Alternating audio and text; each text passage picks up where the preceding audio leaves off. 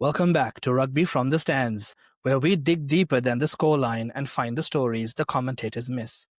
Now, I wasn't actually planning on doing this episode. I had the Ireland versus All Blacks review lined up, then the France versus South Africa breakdown. Those were the big ones everyone's talking about. But then, subscriber sent from 4477 dropped a comment asking me to review this Wallabies versus England game. And you know what? Despite having a day job, despite juggling kids and chaos at home, I'm giving the people what they want. So thank you, sent from 4477, for the suggestion.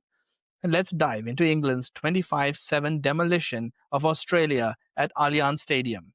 And folks, I'm glad I did this one because this wasn't just a win. This was a masterclass in controlled chaos at the breakdown and a tactical blueprint that should have teams like New Zealand worried.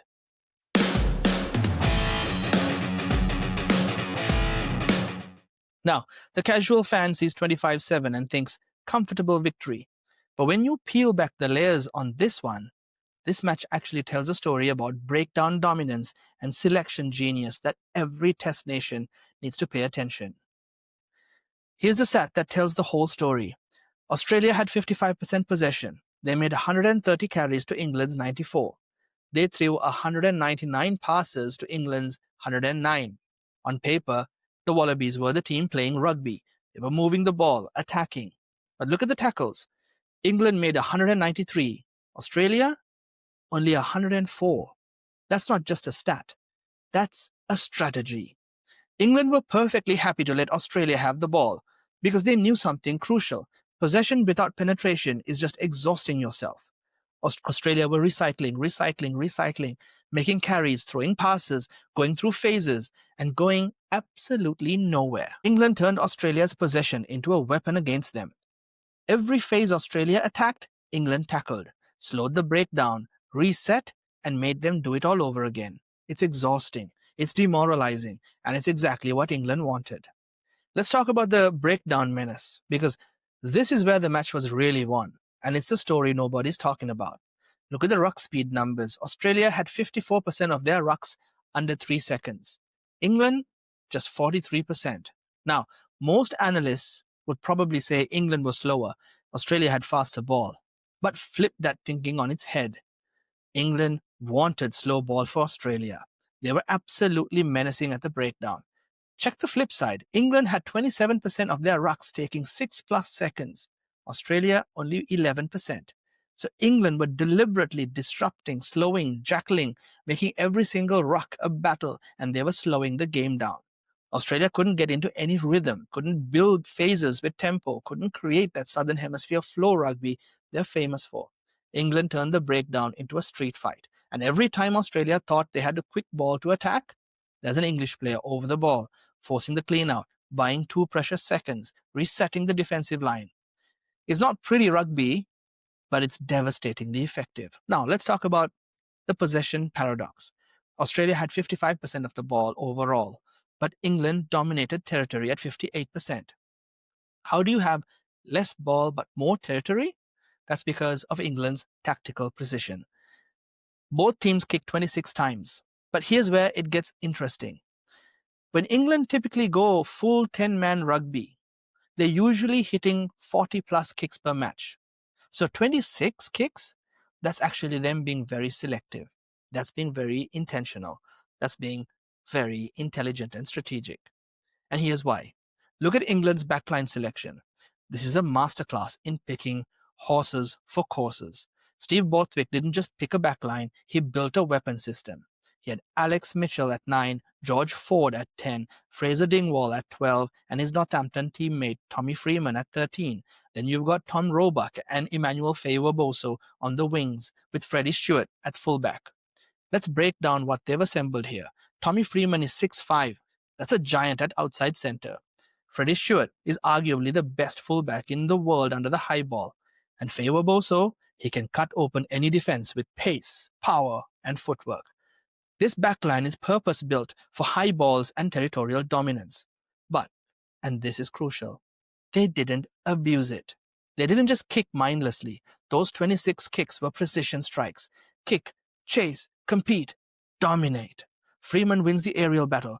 Steward mops up anything deep. Feyi-Waboso punishes any mistakes with pace. It's not 10-man rugby. It's intelligent territorial and aerial warfare. Here's where we need to talk about what went wrong for both teams in the red zone. England entered Australia's 22 13 times and scored 1.6 points per entry. Australia entered England's 22 7 times and averaged only 1 point per entry. Now, before you think 1.6 is decent because Australia only had one, it's actually not. The benchmark for elite test rugby is 3.2 points per entry. England left points out there. Australia left even more. Why? For England, they built territory and pressure, but couldn't always convert. For Australia, credit where it's due. They produced some spectacular try-line defense. When England knocked on the door, the Wallabies were throwing bodies on the line, scrambling with desperation. You saw Harry Potter produce some incredible magic when he was defending on the line. But here's the killer stat. England still scored 4 tries to Australia's 1. Despite the inefficiency, England were twice as clinical when it mattered. Australia's problem was worse. They did all that carrying, all that work to get into the 22 and came away with almost nothing. That's not just poor attack. That's a combination of England's defensive pressure and Australia's lack of composure in the big moments. Let's talk tackles again because the quality matters as much as the quantity. England made 193 tackles at 93% completion. Australia made 104 at 85%. But here's the kicker. England had 17 dominant tackles to Australia's 9. What's a dominant tackle? That's when you don't just stop your man, you drive him backward. You put him on the ground hard. You force a slow recycle. When England had the ball, they were more direct, more aggressive, taking more risks, and it paid off with those 9 line breaks and 4 tries. But more importantly, England won 7 turnovers. Australia won 10. Close, right? But watch where England won theirs. At critical moments, killing Australian momentum just as they were building something.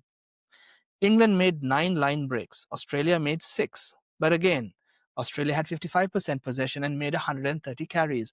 So they should be breaking the line more often with all that ball. England made 9 line breaks from just 94 carries. That's a 9.6% line break rate. Australia, 4.6%. This tells us England weren't just carrying for the sake of carrying. Every run had purpose. Every line break was set up by structure and timing.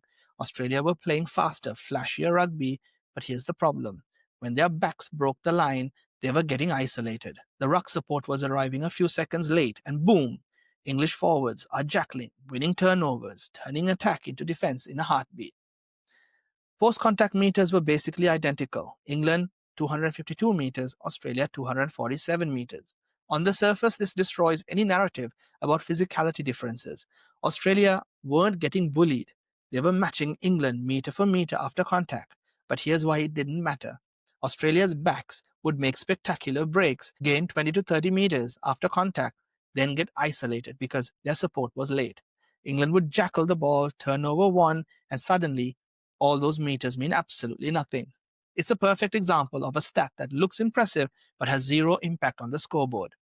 Post-contact meters don't matter if you can't retain possession in the next phase.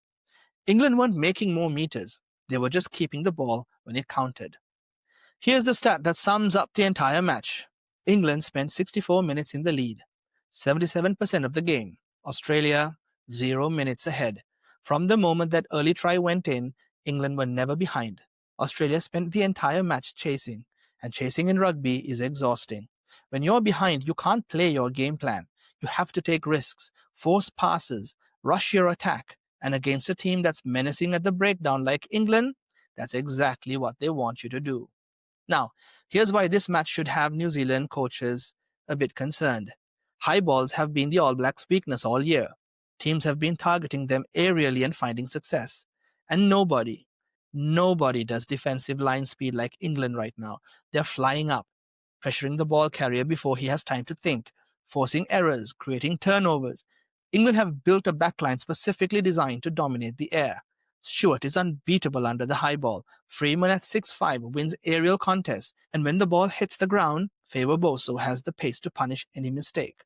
But they're not just kicking for the sake of it. 26 kicks is selective and smart. They're picking their moments, applying pressure when it counts. If I'm Razor watching this match, I'll be genuinely concerned because England have found a formula that attacks New Zealand's biggest weakness while playing to their own strength. Quick word on set piece because it's fascinating. Australia won 100% of their 9 scrums, 100% of their 13 lineouts. Perfect execution. England won 80% of 5 scrums, 95% of 19 lineouts. So Australia had perfect set piece. England had more ball from set piece, and England won by 18 points. This proves that perfect execution means nothing if you can't convert it into field position and points. Australia's beautiful set piece was rendered irrelevant by England's breakdown dominance and territorial control. So what did we learn from this match? England have found something genuinely threatening. They have mastered breakdown disruption. They have selected a backline with clear tactical purpose, and they have figured out how to control territory without resorting to mindless kick tennis. This isn't the old school 10-man rugby. This is intelligent, purpose-driven territory control combined with menacing defense and clinical finishing. For Australia, this is a wake-up call. Your skills and possession don't matter if you can't protect the ball at the breakdown and can't convert territory into points. You can't get isolated after breaks. You need faster support runners and better decision-making in the 22. For the All Blacks, who are next? England have built a game plan that targets their exact weaknesses while maximizing their strengths. High balls, line speed, breakdown pressure, all the things the All Blacks have struggled with this year. My suspicion is that Borthwick was preparing for the All Blacks game and using this Wallabies game as his training ground. And that worked. So, England 25, Australia 7, a scoreline that tells you who won, but not how they won. They won through breakdown menace, intelligent selection, and suffocating pressure that never let Australia play with rhythm. This wasn't a 25-7 smashing where one team couldn't compete. This was a tactical stranglehold where England made Australia work twice as hard for half the reward, turned defense into their most potent weapon, and showed the rugby world exactly how to beat Southern Hemisphere flair. Make them play your game and at your pace. If you're a rugby fan who loves the tactical battle, this match was a clinic. If you love free-flowing, expansive rugby, well, Australia tried that and got suffocated. That's it for this episode of Rugby from the Stands. If you enjoyed this deep dive, hit subscribe. Drop a comment with your thoughts on England's breakdown mastery and tactical genius, and whether New Zealand should be worried. Until next time, keep watching from the stands, because that's where you see the real game.